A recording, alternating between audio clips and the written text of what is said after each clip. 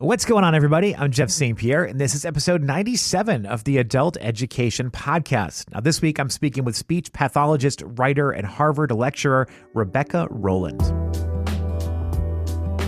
Thanks for hanging out today. I appreciate you taking some time out of your day to check out the show. Adult education is a fun project for me that I do out of the love of conversation and learning. If you want to support me or the show, the best way to do it is to leave a 5-star rating on whatever platform you're listening on. Also, if you like what you hear in today's episode, please share it with your friends, whether that's by telling people to listen or sharing it via social media. Please let the word spread about adult education. So I'm that dad, the dad that you see in stores talking to his toddler about everything, even though you know that kid can't understand anything that he's saying. I may look crazy to you, but there's a method to my madness. Well, I mean, it kind of turns out that there is. Honestly, I just get bored and want to talk with someone, so I talk to my daughter. Those conversations are super important to her growth.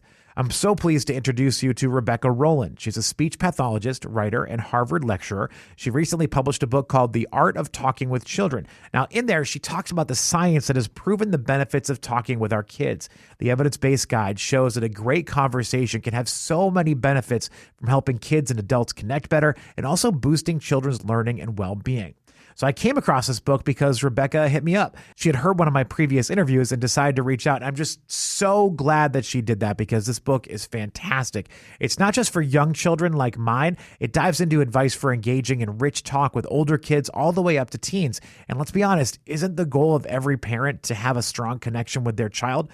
This is one book that I'm going to be keeping on the bookshelf for years to come. So much valuable information in here, and you're going to get a taste of that right now in my conversation with Rebecca Rolland. Hey, how's it going?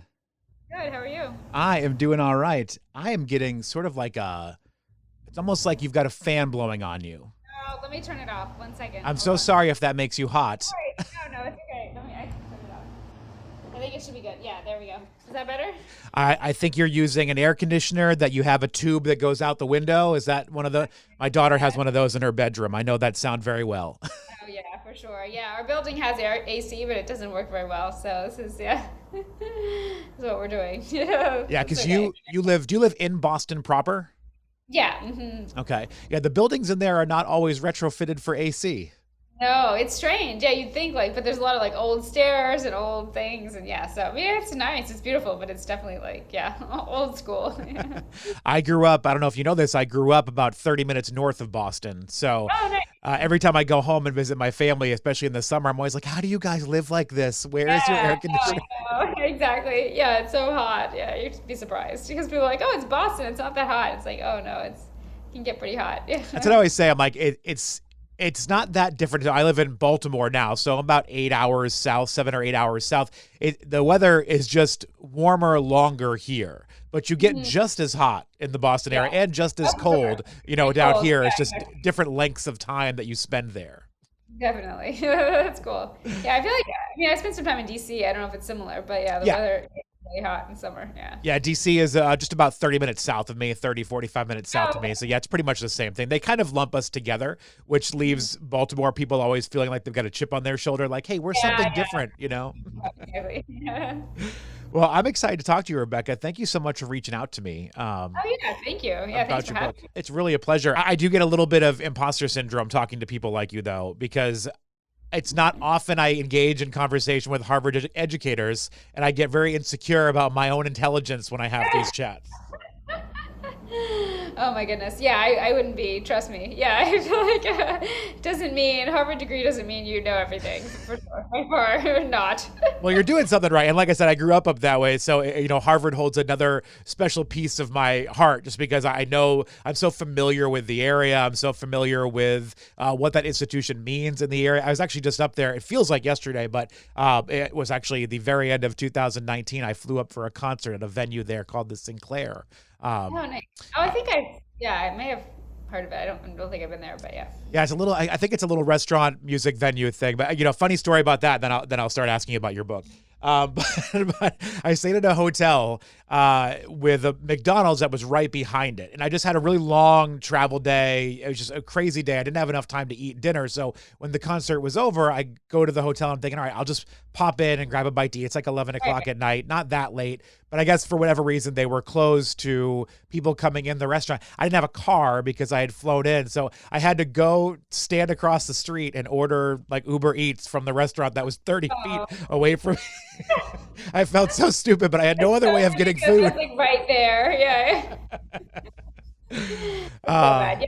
I mean, Boston, sometimes it closes early too, which is also really bizarre. Like some things should be like, why is this closed? It's Sunday night, but yeah. I think it was a Sunday. I think that was it. I think it was a Sunday. So everything was a little bit earlier than usual. But anyway, I'm standing there at the hotel just watching my Uber driver go in, grab it. Yeah. And the guy like pulled in to drop it off and he was like, really? And like, I couldn't get in. I had no choice. Yeah, that was so silly.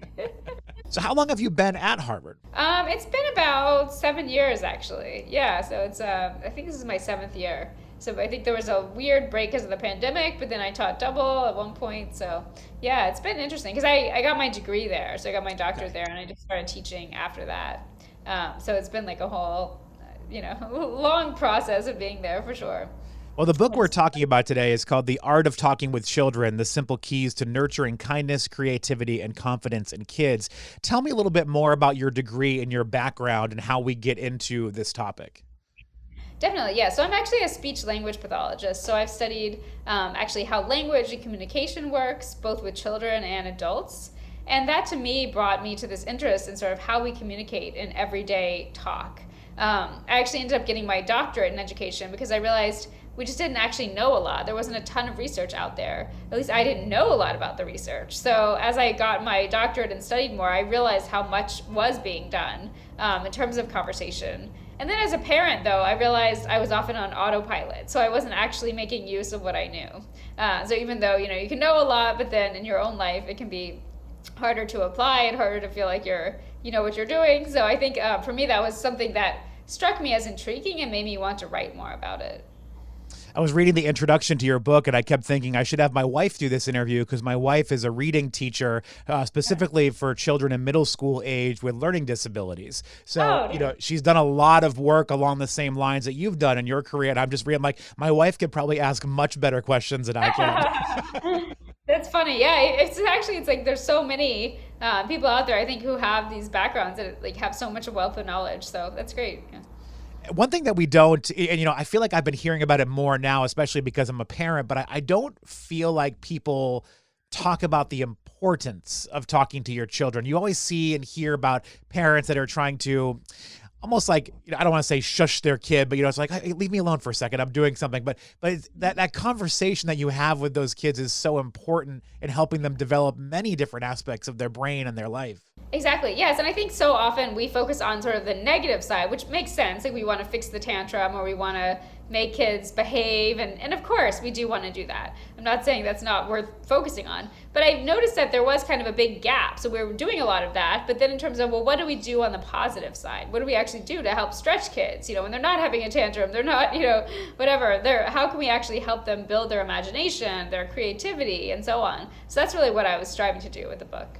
I think it was a conversation I had with Julie Bogart, and we were talking about critical thinking because she just published a book not too long ago about engaging in critical thinking with children. And we kind of went back and forth on a couple subjects, but I had never really thought about the idea of letting the child work things out. Like even because I pushed her on, at what point do we say, okay, well, where this child is going with their conversation is clearly wrong. Say they're trying to argue with me the earth is flat. We all know scientifically that is wrong, but there is something to be said about letting them work it out with you and asking them questions about, well, why do you think that? Where did you get that information? And having that conversation to engage with them and let their brains work that way. Definitely. Yes, it's actually funny because I was speaking with a parent recently who was using some of these strategies and they said, oh, it's so funny, for the first time they could hear, quote unquote, hear their daughter's wheels turning. Yeah. So actually like talking through, she was like, oh, I think it might be this, but I might, I wonder if it's this. And then actually that process of actually talking through and getting some scaffolding or some help and talking it through is so powerful for kids, and actually so much more powerful than just saying, no, it's not, here's the right answer. You really kind of don't allow them to do that stretching process. And it's important even when the child is very young too, right? I mean, like my daughter's 18 months old, so she's not forming sentences, or at least not ones that I can fully understand. In her mind, I'm sure they make perfect sense. But, she's trying to communicate. But even with those much younger children that can't vocalize their feelings, it's still important to have those conversations. Definitely, yes. And we notice that kids are learning so much even from the models that we're giving them. So if you're, even if a child is even younger than that, isn't talking at all, still being able to model, how are you thinking through things? Maybe like, oh, I think it's raining outside. I think I'll take an umbrella, this kind of thing, rather than just silently picking up your umbrella. So actually having kids hear your thought processes, even when things are frustrating, hear like, oh, that didn't work out how I thought it would have, let me try something else. That's actually so powerful as building that foundation for a child, and even building the bond between you, because now they feel like, oh, I understand more about my parent or caregiver.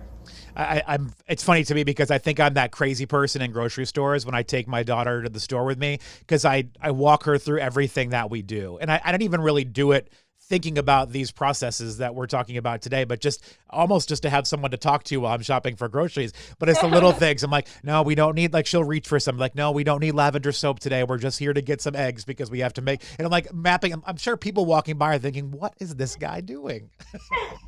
It's so funny, but actually, yeah, it's interesting that you say that, because I think that builds so much. It's not just language skills, but even just the feeling that she's now understanding. It's not just like, you're treating her, as someone with a mind, which I think is actually really important for kids to develop that sense of like self and self-esteem of like, oh, there's a reason I wanted this. Maybe I can't have it, but you're acknowledging like, oh yeah, that's lavender soap. Like, we don't need that, rather than just like, no, and you take it away. There's so much more that you're building with that. So even if it sounds crazy, I think, yeah, go for it. I noticed it yesterday for the first time. And again, it's probably because I've been learning more about all of this stuff and reading through your book, especially. But when it was the lavender soap example specifically, I told her that, and she looked at me and almost did one of those like, huh, okay. You can tell like she figured, she's like, yeah, you're right. I don't need that for dinner tonight. It was so funny, like you said, to see the wheels turning in her mind. Exactly. And I think too, just to realize, sometimes kids obviously have tantrums for any number of reasons, but sometimes the tantrums are because they feel like, oh, they're not being heard, they're not being understood. So it's like, if you ignore that, then maybe she'll reach for something else or some other candy or something else. It's like, I just want you to engage with me, And so if by having those kind of conversations about something really minor can actually prevent kind of an escalation of quote unquote behavior, because she's actually feels like she's having a conversation with you. You say engage. That's an interesting word. And there's a fine line, because when you have younger children, the engagement or the need for engagement may result in them having a tantrum because they're lashing out to try to get you to engage with them. But as kids get a little bit older, to those teen years, they may react differently. They may react the opposite way. They may go inward as opposed to going outward with the tantrum. That's an interesting line to try to fall on. Definitely, yes. And I think one thing I found really challenging is that a lot of times our initial reaction when kids are shutting down or quieter is to kind of probe, it's say like, well, let's see what's going on with you, or what do you think is happening, or let's ask more questions, and sort of drill down into that. And sometimes that results in kids retreating even more, because they don't want a finger pointed at that. They don't, that might be something sensitive for them. And so I often found that it's helpful sometimes to just even start by pulling back and do an activity kind of that's quiet together, that's kind of meditative. It might be playing basketball or, going for a drive or something, and just allowing a little bit of silence and a little bit of downtime as kind of a foundation. Because I think sometimes kids of that age do feel a little bit like, oh, I don't want you to, pinpoint that and try to drill down into my thought processes or something like that. Yeah, I feel like your typical scene for that happening would be, say, the family's at a dinner table and you realize the teen is not having a great day. So you start probing all these questions, but maybe that's not a safe space for them. Maybe to them, they'd rather have a one-on-one conversation, or they'd rather just kind of like burn off some steam first and then feel comfortable sharing that. So yeah, you're right. Like putting them in a different activity, letting them kind of get their thoughts together and then say, all right, I'm ready for this. Right, exactly. And I think actually what's funny is so many people have said to me when I've talked about this is like, they found it so helpful if a child, especially of that age, can teach you something or be the leader in something initially. So say like, oh, they're playing basketball, and it's like, oh, I'm going to show you how to do this shot, and it's so low key. It's not about, let me talk about your innermost feelings. It's something that's almost very surface level, but it makes room for those deeper conversations. So I think there's a lot of room for that rather than necessarily just starting with the conversation.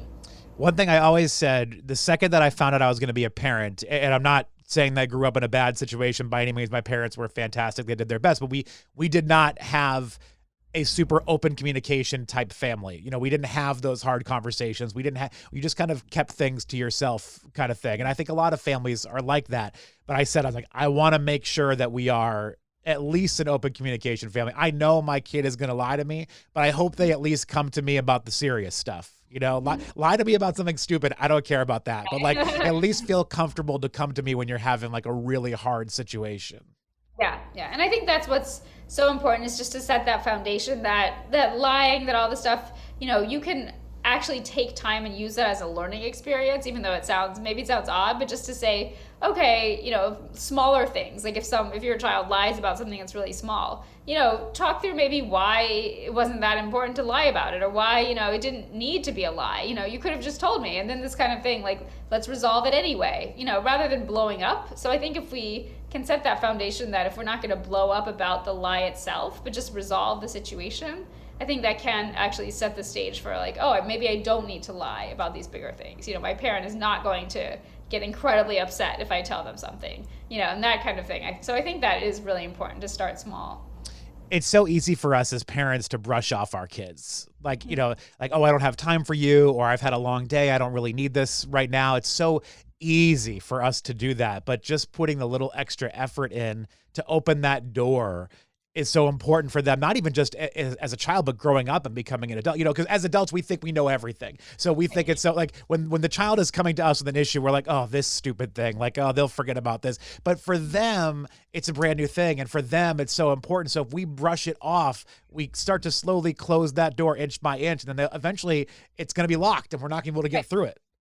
Yeah, yeah, and I think it's so funny that like it's sometimes the smallest things that seem to us even laughable. I mean, I remember my daughter, she's actually very, very cautious as a child, like very not risk-taking. And so it wasn't until she was sort of 5 or 6, I think, that she had an actual paper cut. So she had cut her finger and there was blood. You know, it was very small, very, very minor. And she just got so upset. And I was like, it's a paper cut. Like, it's, you know, really, you know, but then like I realized she was not even upset about the pain or whatever, but it was just like she had never seen her own blood before. And so that to her was like, oh my goodness, it's red and I don't know what to do. And this is, you know, and so actually just taking a moment, not to say, oh, it's a huge deal, but to just take a moment and to see it from her perspective and to say like, well, let's talk about what happens when you know, when you see blood, what is it, you know, what does it mean? Is it a sign of real danger or not? You know, just to take that seriously, even though it might seem to us like, oh, this is really silly. It does set the foundation. I mean, she still tells me about that. Like, oh, I still remember the first time I got a paper cut. I was really scared. It wasn't a big deal, but I think looking back, it did mean something to her emotionally, that she felt that way and she had support for it. You've kind of validated my parenting a little bit with that story, because my daughter, again, 18 months old, but she started walking a little bit later than we thought, but about 16 months or so, she started walking and she tripped outside. It was just like the perfect, you know, event of falling, where she ended up falling on the side of her face and she scratched up the side of her eye, had a really big black eye. You know, it was just one of those things. But I feel kind of almost in a way, I'm like, well, good. She got her big first scratch out of the way. Exactly. I know, that's the thing, is I was like, is it really possible you've gotten to age 5 without really injuring yourself? But yeah, not my son though. He's it's a daily occurrence. I'm sure I'm in for a lot more with my daughter. We actually took her to spend some time with friends over the weekend. And, you know, between the group of people we were with, there were probably about 6 or 7 kids. My daughter was by far the youngest, but she's just a kid that never stops. And even at the end of the day, when we were leaving, all of our friends were like, our kids never did that. Like, how does she not sit down? Like, she just never stopped. I was like, good, at least we're not crazy. I always tell people she doesn't stop, and every parent's like, oh, whatever. But being validated that way, I was like, okay, she's going to be crazy for the rest of our lives. Yeah, exactly. I have one of those too. So yeah, I think it is really a temperament thing, that some kids really are in constant motion. Just waiting till she's old enough to do sports and we can say, go get it out in the field, and we'll come back. All right, so let's dive into the book a little bit. Towards the beginning of the book, you kind of offer 2 promises with these methods that you have. Why don't you talk a little bit about that? Yeah, so I really talk about rich talk as kind of a double promise. So the fact that the first promise is just about in the moment. So this kind of talk should really be interesting, more pleasurable, more enjoyable, just to make your lives more more engaging with your child. So if you feel like, oh, I'm bored with my child or I feel disconnected, this should help sort of create that in the moment engagement. So that's the first one. And the second one is more longer term. So meaning that longer term, you're developing your child's capacities in so many different areas. So their kindness, their empathy, their confidence, etc., their creativity. And these things don't happen, obviously, with one conversation. So this is kind of an accumulation that by having many of these conversations over time, you're developing these skills. And then also in the moment, you're enjoying each other's time more. That was the interesting thing to me, because I think you and I, as we've been talking here already today, we've touched on the first part of it, where it's just sort of like you're engaging in the moment, you're talking, you're opening those doors, but there is the long-term effects that come from that you don't see immediately, but that are so valuable to the growth of a child. Exactly. Yeah. And I think that that's what's so hard to see is that, it feels like, oh, well, is this conversation meaningful or not? Does it matter? But just the fact that you can have these conversations about things that are small. You can have conversations about rocks on the ground or conversations about, socks in your drawer. Like, it doesn't have to be big things, but in terms of the ways you engage with conversations, it can do so much to build children's skills. So I think, recognizing that and keeping that in the back of your mind can be really helpful. You have like a diagram in the book that sort of lays out some of these things. And a couple of things that stood out to me in the second promise were, becomes open to others who are different, grows to care and understand others. And I just kept thinking about that, especially in the day we are now. There are so many people that are shut off to other opinions, no matter what that opinion may be. They're shut off to learning about the other side of things. And even though the other side of things may frustrate us, there's so much to it that you need to understand, so you can understand where those people are coming from and you can try to have an open dialogue with them. Yes, and I think that that's one, there's a whole chapter in the book actually about openness to difference and about the fact that this is such a critical time, I would say, to, especially now, to help children become open to difference and even to help ourselves look at our own assumptions and biases and the ways we think about others who are different from us. Because obviously this does start with modeling. So how are we thinking about difference? And one thing I found to be super helpful is just to really start from a foundation of talking about difference as a positive.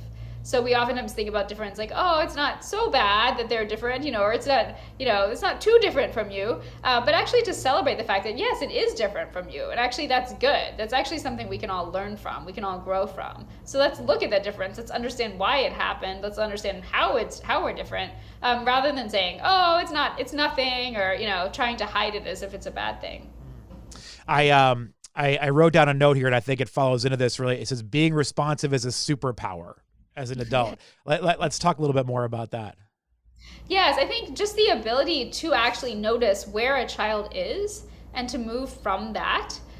So that might be, what a child's thinking, how they're feeling, what's underlying what they say. So actually being able to respond to that rather than always saying, okay, well, this is what you said, so I'm just going to take it at face value.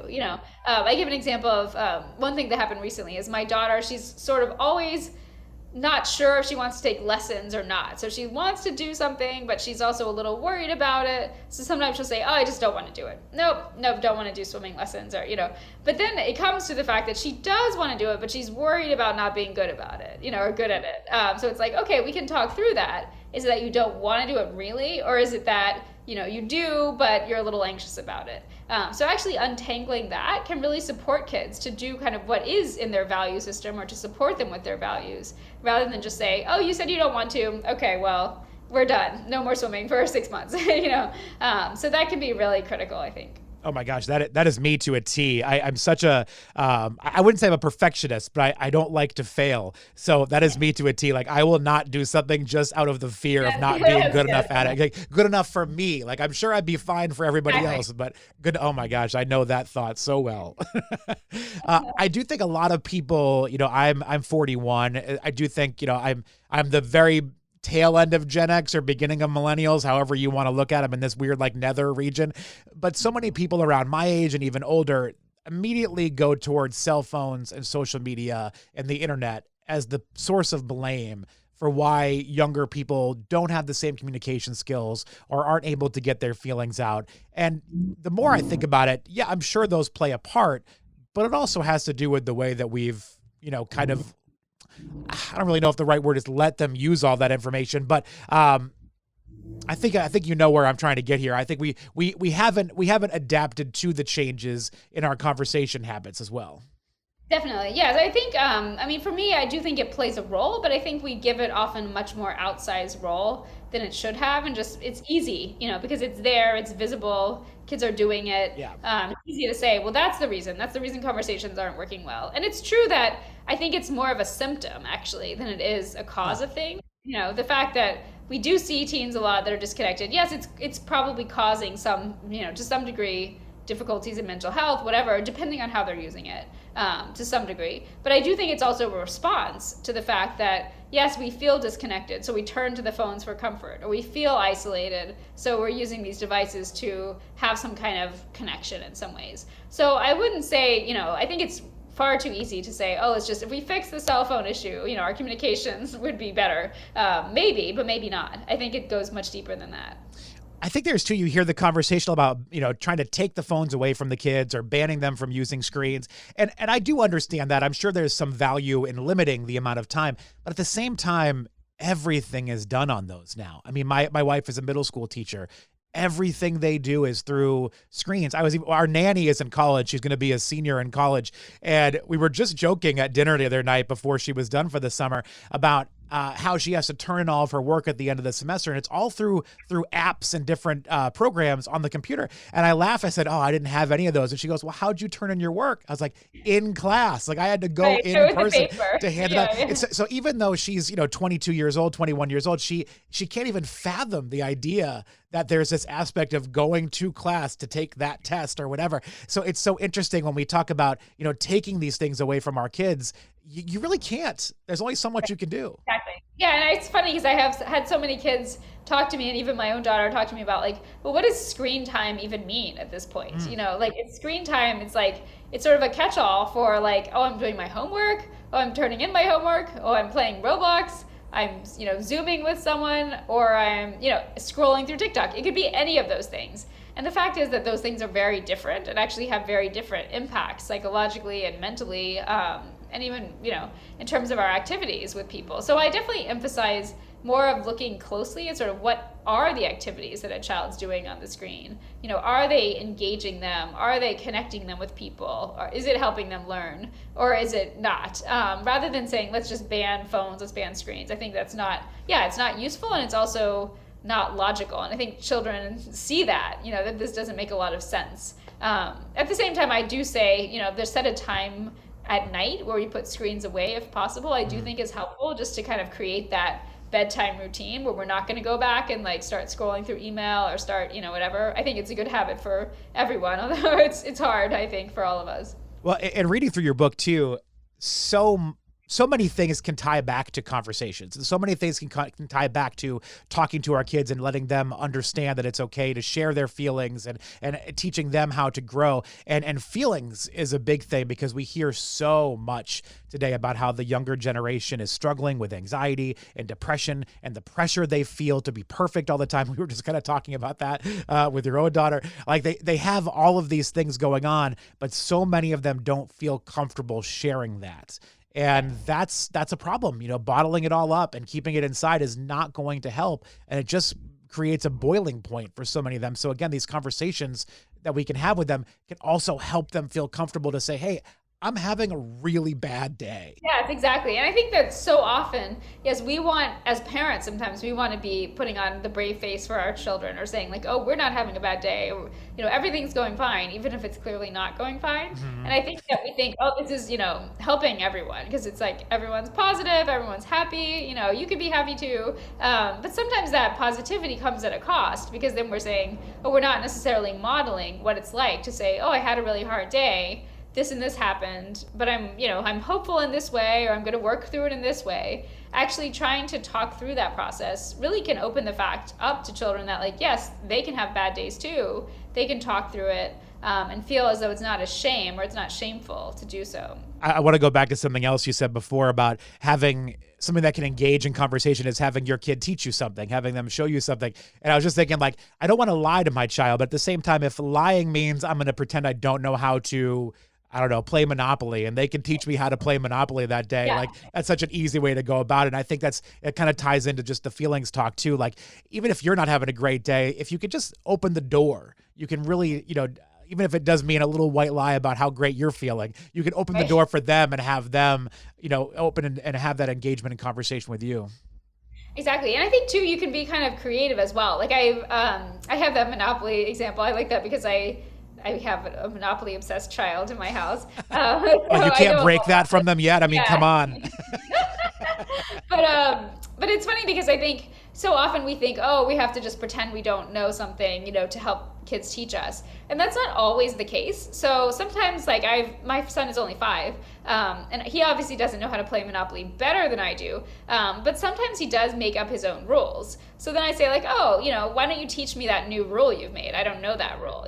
Can you teach it to me? Or, like, you made up this game with the cars. Like, I don't know what that game is. Like, so actually you can find these moments, even with young children, where you authentically don't know. Like, it's like, oh, you made up this word? What is that word? Can you tell me what? And so it's like, you're both on the same page. You both know it's a made up word or it's a made up game, but you're still saying, like, you actually don't know what it is. And so you want this explanation. So I think that can be a moment too of just, genuine curiosity.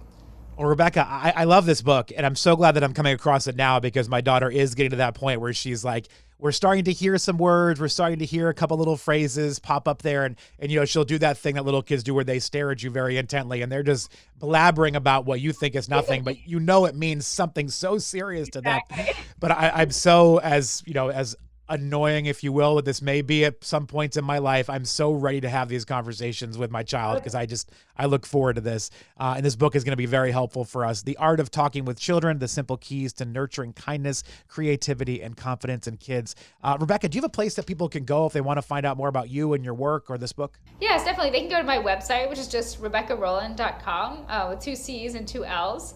And I actually have there a weekly newsletter that I've started with tips, strategies, questions that I'm taking from readers as well. So I'd love your feedback there as well. Well, Rebecca, thank you so much, A, for reaching out to me so I could discover this book, and B, for giving me some of your time. I so appreciate that. And I wish you the best up there in Boston. Stay cool this summer. Oh, thank you. Thanks for having me. This is great. Big thank you to Rebecca for her time. Her book, The Art of Talking with Children, The Simple Keys to Nurturing Kindness, Creativity, and Confidence in Kids, is available now wherever you get your books. Definitely worth the read. It is just chock full of important information. And thank you to all of you for listening. I really appreciate your time. Until next time, be well.